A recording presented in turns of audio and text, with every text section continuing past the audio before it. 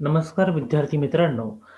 सायकॉलॉजीमध्ये टी-वाय-बी-एसाठी एस-4 हा जो विषय आहे, हा प्रॅक्टिकलचा विषय आहे. या प्रॅक्टिकलच्या विषयामध्ये स्टॅटिस्टिक्स हा एक भाग आहे. हा भाग 20 मार्कासाठी कंपल्सरी आहे. अ, या विषयामध्ये हा जो समोर दिसतोय, हा सिलेबस आहे. या सिलेबसमधून आपल्याला हे पुढील हे 6 प्रकारचे प्रश्न विचारले जाऊ शकतात. या 6 पैकी कोणतेही 2 प्रश्न तुम्हाला परीक्षेला येतील आणि ते 2 प्रश्न 10-10 मार्काचे असतील. असे एकूण 2 प्रश्नांचे 20 मार्कासाठी असे तुम्हाला प्रश्न यामध्ये असणार आहेत. सो आज आपण या ठिकाणी मेनचं एक्झाम्पल म्हणजे मेन परीक्षेला प्रश्न कसा विचारला जाऊ शकतो, याचं उदाहरण आपण या ठिकाणी घेणार आहेत. परीक्षेला अ, केवळ पहिल्या 2 टेबल यामध्ये आहेत. मेनच्या एक्झाम्पलसाठी कॅल्क्युलेट द मीन, मध्य काढा, असा प्रश्न तुम्हाला विचारला जाऊ शकतो. त्यामध्ये केवळ सी-आय आणि एफ हे 2च कॉलम परीक्षेला असणार आहेत. त्यावेळेस आता अ, आपण काय करायचं आहे, सुरुवातीला आपण एन काढायचं आहे. एन म्हणजे काय? या एफची बेरीज आहे.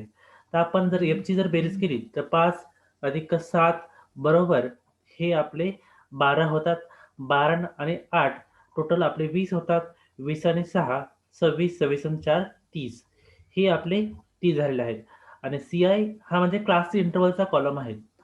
त्यामध्ये आपण असं जर म्हटलं, समजा आपला 25 मार्काचा एखादा विषय झाला, तर 20 ते 24 या मार्काच्या दरम्यान किती विद्यार्थी येतात? म्हणजे 5 विद्यार्थी येतात. 15 ते 19 या दरम्यान किती विद्यार्थी येतात? तर 7 विद्यार्थी येतात. असं आपण हे वारंवारता आपण यामध्ये पाडलेलं आहे. हे वर्गांतर आहेत आणि वारंवारता आहे. आपण त्याला फ्रिक्वेन्सी असे म्हणतो. आता यामध्ये एन म्हणजे टोटल यामध्ये 30 विद्यार्थी आहेत आणि 30 विद्यार्थ्यांचं आपण याच्यामध्ये आपण डिस्ट्रिब्युशन केलेलं आहे. किंवा ते एक्झाम्पलमध्ये आलेलं आहे. तर ते आपल्याला आता बघूया, की तिसरा कॉलम कोणता आहे त्यामध्ये एक्स डॅश आहेत. आता ह्या एक्स डॅशमध्ये आपण काय करायचंय, की एफ या कॉलममध्ये अ, जी संख्या मोठी असेल केंद्रस्थानी जवळपास समजा आपण म्हणूया, की हे 2-3 संख्या आहेत. या संख्येच्या आसपास कोणती संख्या मोठी आहे, त्या मोठ्या संख्येच्या समोर आपण 0 ही संख्या ठेवायची आहे. सो या ठिकाणी 8 ही संख्या मोठी आहे म्हणून आपण 8 या संख्येच्या समोर आपण 0 हे ठेवणार आहेत. जर या ठिकाणी 8 ही इथं असते, तर आपण इथे 0 ठेवला असता. ठीक आहे. 0च्या आतमध्ये तुम्ही थोडंफार इकडे-तिकडे होऊ शकतं यामध्ये. पण ज्या ठिकाणी तुम्ही 0 ठेवणार आहेत, ज्या ठिकाणी तुम्ही 0 ही संख्या तुम्ही ठेवणार आहेत, त्याच्यावरती तुम्ही 1, 2 नी जायचं आहे.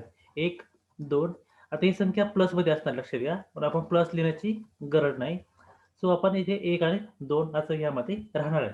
आणि 0च्या खाली मायनसनी व्हॅल्यू वाढत जाणार आहेत. सो स्टार्टिंग विथ -1 देन -2 जर पुढची संख्या असेल तर -3 झाली असती. सो पुढची संख्या यामध्ये नाहीये म्हणून आपण -2 वर आपण थांबणार आहे.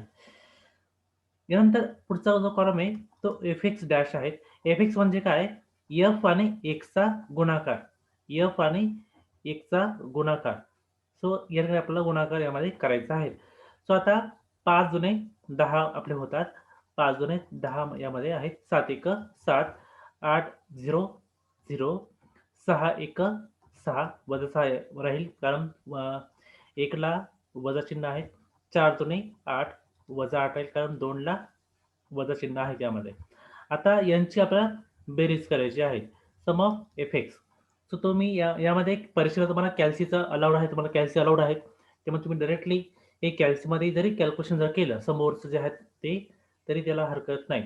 सो या ठिकाणी बघा 10 आणि 7 17 होतात. 17तून 6 गेले 11 शिल्लक राहतात. 11तून 8 गेले तर 3 शिल्लक राहतात. यामध्ये सम ऑफ एफ-एक्स बरोबर हा 3 आहेत. सो आता या ठिकाणी आपल्याला ह्या व्हॅल्यू यामध्ये निघालेल्या आहेत. आता मेनचा फॉर्म्युला काय बघा, मेन इज इक्वल टू तुम्ही नुसता एम जे सुद्धा लिहू शकता यावर तुम्ही हरकत नाही त्यामध्ये. मेनचा फॉर्म्युला असा आहे M plus sum of F X upon N into I. ठीक आहे, असा हा फॉर्म्युला आहे. आता सम ऑफ एफ एक्स आपल्याला माहिती आहे किती आहे तो 3 आहे. त्यामध्ये आपल्याला माहिती आहे की sum of fx is equal to 3. Then n is equal to already आपण काय केलं हे केलेलं आहे. टोटल आपण त्यांनी केलेलं आहे. त्यामध्ये 30 आलेलं आहे त्यामध्ये. त्याच्यानंतर आय आहे जो बघा, आय किती आहे? आता आय म्हणजे काय? इंटरव्हल. आयचा अर्थ काय? इंटरव्हल आहे. तो इंटरव्हल कोणाचा आहे? तर क्लास इंटरव्हलचा आहे. म्हणजे आपण जो पहिला जो कॉलम आहे या टेबलमधला सी-आय आहे. तर सी-आय या कॉलममधला कोणत्याही आपण एक हे घ्यायचं आहे. समजा आपण 20 ते 24 घेतलं, तर 20 ते 24 मधलं अंतर किती आहे? किंवा 15 ते 19 मधलं अंतर किती आहे? 10 ते 14 मधलं अंतर किती आहे? कोणतं एक घ्यायचं आहे. त्यात तुम्ही अंतर एक काउंट करायचं आहे. तर 0 ते 4 आपण जर घेतलं किंवा 5 ते 9 जर घेतलं, तर आपण 5 पासून 9 पर्यंत आपण मोजत जायचं आहे. समजा आपण धरलं की 5, 6, 7, 8 आणि 9. आता यामध्ये आपण 5 पण धरायचे आहेत, 9 पण धरायचे आहेत. ठीक आहे. तुम्ही कोणतेही घ्या. 20 ते 24 घ्या, कोणतेही घ्या. तर हे अंतर किती आहेत आपण हे मोजू शकतो. 1, 2, 3, 4, 5. सो आपला आय जो आहे तो 5 आहे. समजा तुम्ही 0 ते 4 जर घेतलं, तर 0 सुद्धा त्यामध्ये धरायचं आहे. 1, 0, 1, 2, 3 आणि 4. असं तुम्ही जर घेतलं, तर 0 ते 4 मधलं अंतर किती होतं बघा. 1, 2, 3 आणि 4 आणि 5. सो ह्या ठिकाणी आपला जो आय आहे तो 5 आहे.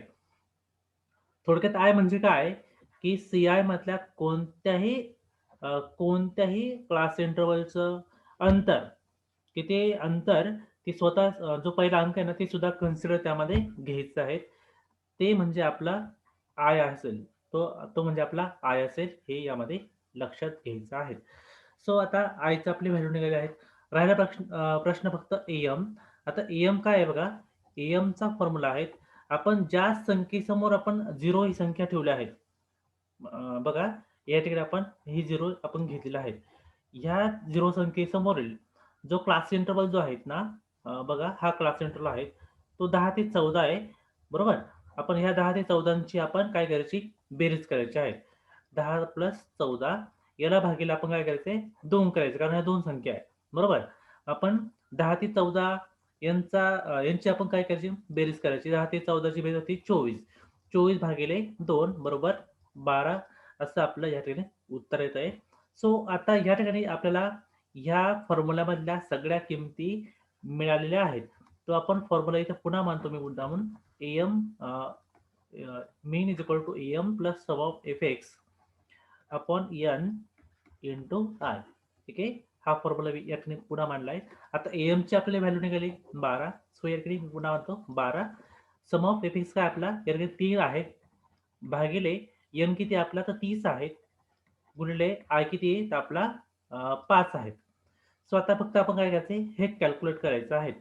सो 12 प्लस आधी 3 भागिले 30 करून घ्यायचं आहे. सो आपलं 3 जर भागिले 30 जर केलं तर तुमचं उत्तर जे येईल ना ते 0.1 येत आहे. 0.1 त्याला गुणिले 5 आहे. ही सुद्धा या ठिकाणी त्याला गुणिले 5 लगेच तुम्ही करून घ्यायचं आहे. तर त्याला गुणिले 5 जर केलं तर आपलं या ठिकाणी उत्तर जे आहेत ना ते 0.5 येईल. ठीक आहे. सो आता 12 प्लस 0.5 यामध्ये तुम्ही कॅल्क्युलेट जर केलं, यांची बेरीज जर केली तर 12.5 येईल. ही आपलं मेनचं उत्तर आहे. सो या ठिकाणी लक्षात घ्यायचं तुम्ही, की आधी ही जी बाजू आहे ना, ती आधी ही बाजू पूर्ण करून घ्यायची आहे. ही बाजू पूर्ण केल्याशिवाय तुम्ही 12 मध्ये या संख्या ॲड करायच्या नाहीये. जर तुम्ही 0.1 ही जी संख्या जर 12 मध्ये ॲड केली तर ती तुमचं उत्तर चुकेल. सो म्हणून तुम्ही काय करायचं 0.1 गुणिले 5 हे आधी तुम्ही करून घ्यायचं. नंतर 0.5 तुमचं उत्तर आलेलं आहे. नंतर ती संख्या 12 मध्ये ॲड करायची. मग आपलं जे शेवटी उत्तर येईल ते आपलं मेन असेल. धन्यवाद.